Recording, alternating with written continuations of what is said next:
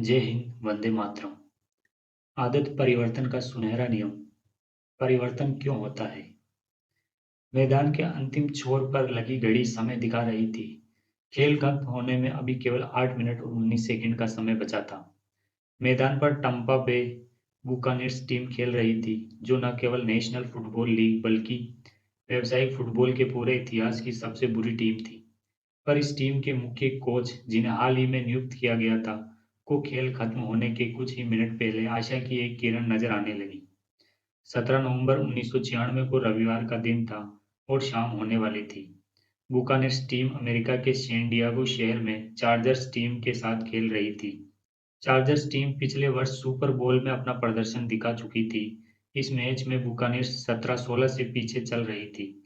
इस टीम ने अब तक सिर्फ हार ही देखी थी। बुकानेर्स को पूरे सत्र में एक भी जीत हासिल नहीं हुई थी। वे पिछले एक दशक से लगातार हारते आ रहे थे। बुकानेर्स ने पश्चिमी तट पर पिछले 16 वर्षों में एक भी मैच नहीं जीता था। आखिरी बार जब बुकानेर्स ने जीत हासिल की थी, तब इस टीम के मौजूदा खिलाड़ी स्कूल में रहे होंगे। इस साल उनका रिकॉर्ड 2-8 का था। ऐसे ही एक खेल में एक और टीम थी जो इतनी बुरी थी कि आने वाले समय में होपलेस शब्द में लेस लगाने का श्रेय इसी टीम को दिया जा सकता है। इस टीम का नाम था डेट्रॉइट लायंस। लेकिन इस साल डेट्रॉइट लायंस ने भी बुकानेर्स को पहले 21-6 और फिर 3 सप्ताह बाद 27-0 से हराया था। एक समाचार पत्र में बुकानेर्स की खिल्ली उड़ाते हुए इसे अमेरिकास ऑरेंज डोरमेट, ऐसी टीम जिसे कोई भी रौंद कर चला जाता है, कहा गया था। इस टीम के मुख्य कोच टोनी डंगी को इसी वर्ष जनवरी में ये नौकरी मिली थी, लेकिन अब ईएसपीएन का अनुमान था कि यह वर्ष समाप्त होने से पहले ही शायद टोनी डंगी को नौकरी से हाथ धोना पड़ सकता है। लेकिन 17 नवंबर 1996 को हुए उस मैच में मैदान के एक ओर खड़े कोच डंगी ने कुछ ऐसा देखा जिससे उन्हें अपनी योजना कामयाब होती नजर आने लगी। मैदान पर उनकी टीम खेल के अंतिम क्षणों के लिए अपनी व्यूह रचना बनाकर अपनी तैयारी कर रही थी, जबकि डंगी को लग रहा था मानो अचानक आसमान से सारे बादल छट गए हो और सूर्य निकल आया हो। आमतौर पर डंगी मुस्कुराते नहीं थे, वे मैच के दौरान अपनी भावनाओं को जाहिर नहीं होने देते थे। पर मैदान में कुछ ऐसा हो रहा था जिसके चलते उन्हें अपने वर्षों की मेहनत रंग लाती नजर आ रही थी। मैच देखने आए करीब 50,000 दर्शक स्टैंड पर बैठे डंगी का मजाक उड़ा रहे थे, लेकिन डंगी को मैदान में जो नजर आ रहा था, उसे कोई और नहीं देख पा रहा था। टोनी डंगी पिछले 17 वर्षों से इस नौकरी के इंतजार में थे। इस दौरान उन्होंने सहायक कोच के तौर पर university of Minnesota, Pittsburgh Steelers, Kansas City Chiefs और अंत में दोबारा मिनेसोटा में वाइकिंग्स के साथ काम किया था। उन्हें पिछले एक दशक में 4 बार एनएफएल टीमों के मुख्य कोच के पद के लिए इंटरव्यू देने को आमंत्रित किया जा चुका था, लेकिन चारों बार इंटरव्यू में टोनी डंकी को असफलता ही हाथ लगी। इंटरव्यू में असफलता मिलने का एक कारण था फुटबॉल कोचिंग को लेकर टोनी डंगी के विचार।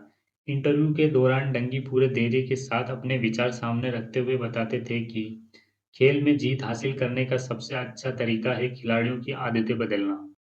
वे नहीं चाहते थे कि खिलाड़ियों को अलग-अलग किस्म के ढेरों निर्णय खेल के दौरान लेने पड़े, क्योंकि वे मानते थे कि मैदान पर खिलाड़ियों की क्रियाएं-प्रतिक्रियाएं सहज और आदतन होनी चाहिए। उनका कहना था कि अगर वे खिलाड़ियों में सही आदतें विकसित कर पाए तो उनकी टीम की जीत निश्चित है। डंगी के अनुसार चैंपियंस दूसरों से कुछ अलग या अनोखा नहीं करते, वे सामान्य चीजें ही इतनी तेज गति से करते हैं कि उन्हें ये करने से पहले सोचना नहीं पड़ता। उनकी गति ऐसी होती है कि विपक्षी टीम को प्रतिक्रिया देने का समय ही नहीं मिल पाता। चैंपियंस इस तेज गति को अपनी आदत बना लेते हैं और फिर जो कुछ भी करते हैं इसी आदत के अनुसार करते हैं। इंटरव्यू के दौरान अन्य टीमों के मालिक डंगी से पूछते हैं, आप खिलाड़ियों में ये नई आदतें कैसे विकसित करेंगे? इस पर डंगी का जवाब होता, अरे नहीं, मैं खिलाड़ियों में नई आदतें विकसित नहीं करने वाला।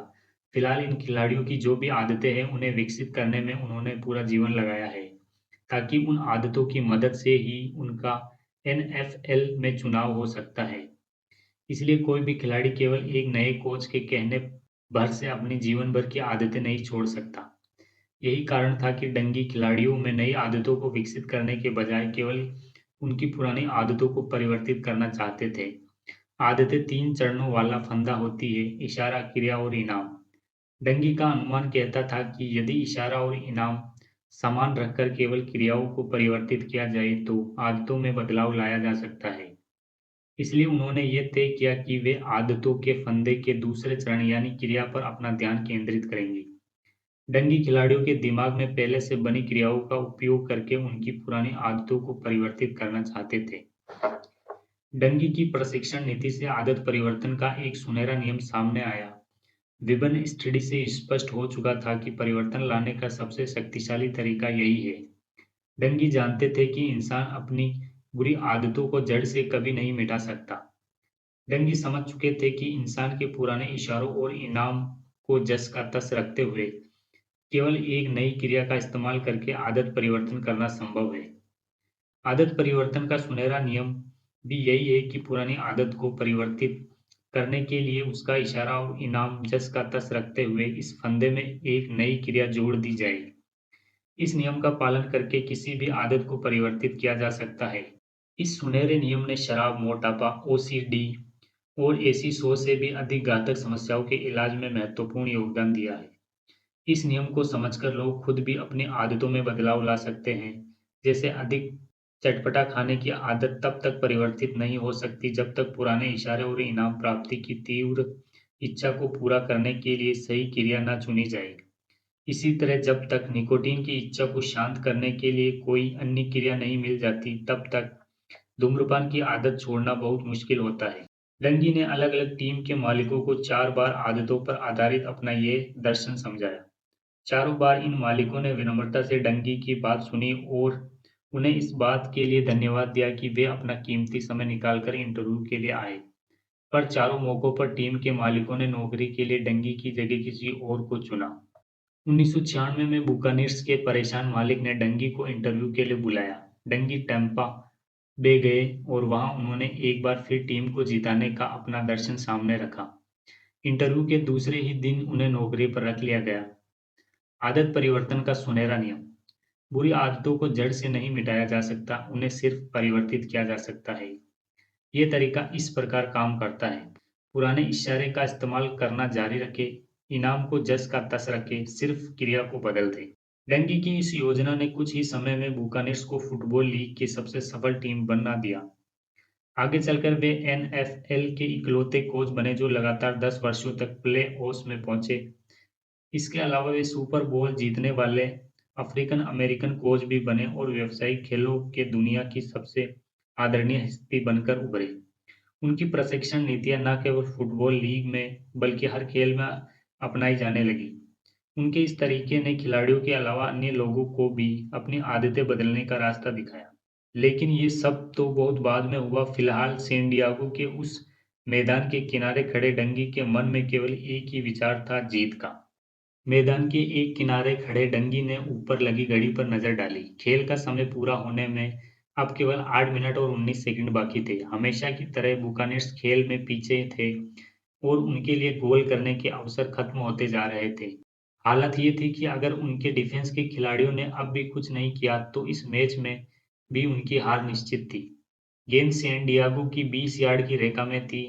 चार्जर्स टीम के क्वार्टरबैक स्टेन हम्फ्रीज अगली स्ट्राइक के लिए तैयार थे और इस बात को लेकर आश्वस्त थे कि ये मैच उनकी टीम की जीत के साथ ही खत्म होगा। जैसे ही घड़ी का कांटा फिर से घूमना शुरू हुआ, हम्फ्रीज गेंद की ओर लपके। लेकिन डंगी का ध्यान हम्फ्रीज पर नहीं था। बुकानेर्स के खिलाड़ी मैदान पर अपना व्यू रच रहे थे। उन सभी ने महीनों तक इस योजना को अमल में लाने का अभ्यास किया था। डंगी जानते थे कि उनके खिलाड़ी इस योजना को सफल बनाने के लिए पूरी तरह तैयार थे। उनका सारा ध्यान अपने खिलाड़ियों पर था। पारंपरिक तौर पर फुटबॉल का खेल छलावा योजनाओं और विपक्ष को धोखे में रखने का खेल है। जिस कोच के पास खेल का सर्वाधिक ज्ञान होता है और जो जिसकी योजनाएं सबसे जटिल होती है, वही अपनी टीम को जीत दिला पाता है। पर डंगी ने इससे बिल्कुल विपरीत तरीका अपनाया। उन्हें जटिल योजनाओं और छलाओं में जरा भी दिलचस्पी नहीं थी। जब डंगी की डिफेंस लाइन के खिलाड़ी अपनी योजना पूरी करने के लिए मैदान पर अपना स्थान लेने लगे, तो स्टेडियम में मौजूद हर कोई इस बात से वाकिफ था कि उनकी अगली चाल क्या होगी। डंगी ने बिल्कुल अलग ही तरीका अपनाया क्योंकि उनका विचार था कि खेल में छलावे की आवश्यकता नहीं है। वे तो बस इतना चाहते थे कि उनके खिलाड़ी बाकी खिलाड़ियों से ज़्यादा तेज हो।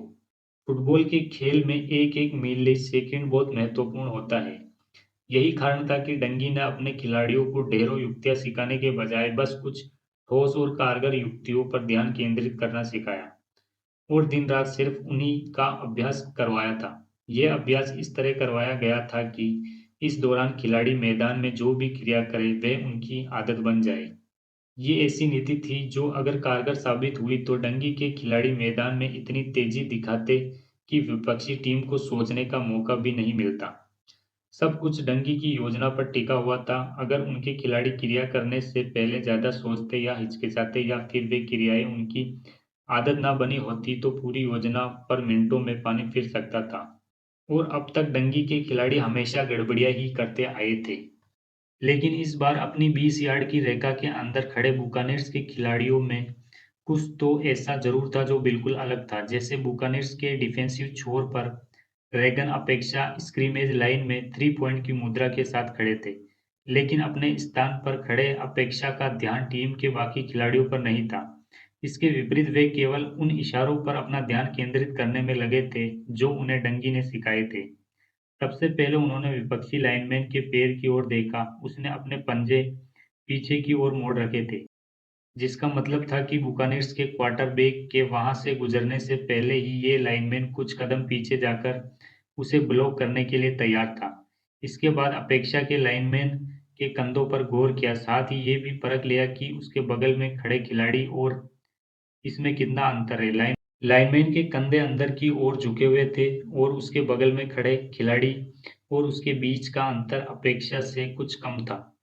इन इशारों पर क्या प्रतिक्रिया देनी चाहिए, इस बात का अपेक्षा ने इतनी बार अभ्यास किया था कि अब उसे ये सोचने की ज़रूरत नहीं थी कि इस स्थिति में उसे क्या करना है।